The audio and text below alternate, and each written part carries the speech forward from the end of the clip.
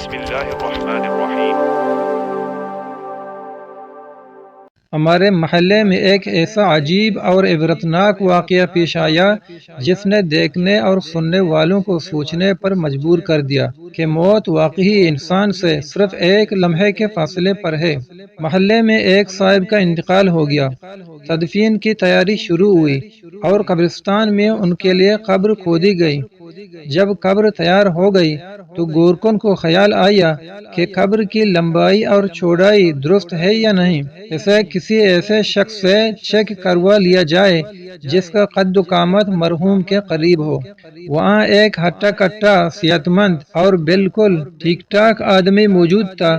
گورکن نے اسے دیکھ کر کہا، بھائی، مرحوم تقریباً آپ ہی کے قد اور جسامت کے تھے، ذرا قبر میں لیٹ کر دیکھ لیں کہ جگہ مناسب ہے یا کہیں مزید کھودنے کی ضرورت تو نہیں۔ اس شخص نے شاید اسے ایک معمولی سی بات سمجھا، وہ قبر میں اترا اور اسی جگہ لیٹ گیا جہاں کچھ دیر بعد ایک میت کو اتارا جانا تھا۔ چند لمحے قبر میں لیٹے رہنے کے بعد اس نے اندازہ کیا اور کہا، ہاں، قبر بالکل ٹھیک ہے۔ وہ باہر نکل آیا۔ اس وقت وہاں موجود کسی انسان کے وہم و گمان میں بھی نہیں تھا کہ قدرت نے اگلے چند گھنٹوں میں کیا لکھ رکھا ہے۔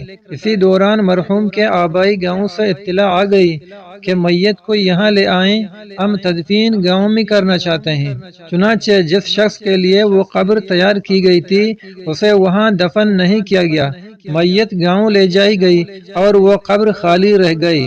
معاملہ بظاہر ختم ہو گیا، لیکن اگلے ہی دن ایسی خبر آئی جس نے سب کو حیران کر دیا۔ وہی صحت مند شخص جو صرف قبر کا سائز جانچنے کے لیے اس میں لیٹا تھا، اچانک دل کا دورہ پڑنے سے انتقال کر گیا۔ یہ موت قبر میں لیٹنے کے خوف کی وجہ سے نہیں ہوئی تھی، بظاہر ایک طبیعی سبب تھا، مگر قدرت کا فیصلہ ایسا تھا کہ جس قبر میں وہ کل محض چند لمحوں کے لیے یہ دیکھنے اترا تھا کہ قبر مناسب ہے یا نہیں، آج اس نے ہی قبر میں جانا تھا۔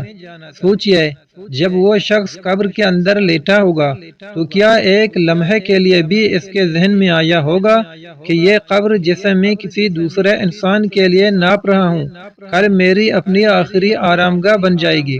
شاید نہیں، اور یہی زندگی کی سب سے بڑی حقیقت ہے۔ ہم جنازوں میں شریک ہوتے ہیں، قبریں بنتی دیکھتے ہیں، دوسروں کو دفن کرتے ہیں اور پھر اپنے گھروں کو واپس آ جاتے ہیں۔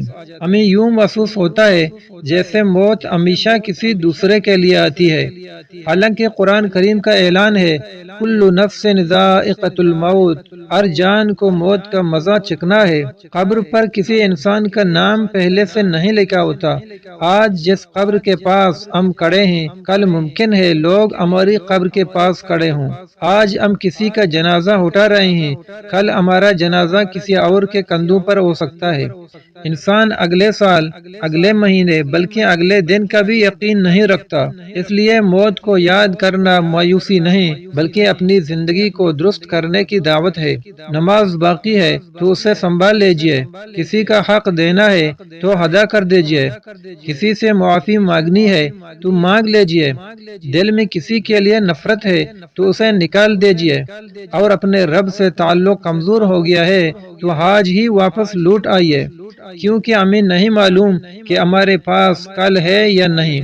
اللہ تعالی ہمیں ایمان والی زندگی، سچی توبہ اور ایمان پر خاتمہ نصیب فرمائے، آمین۔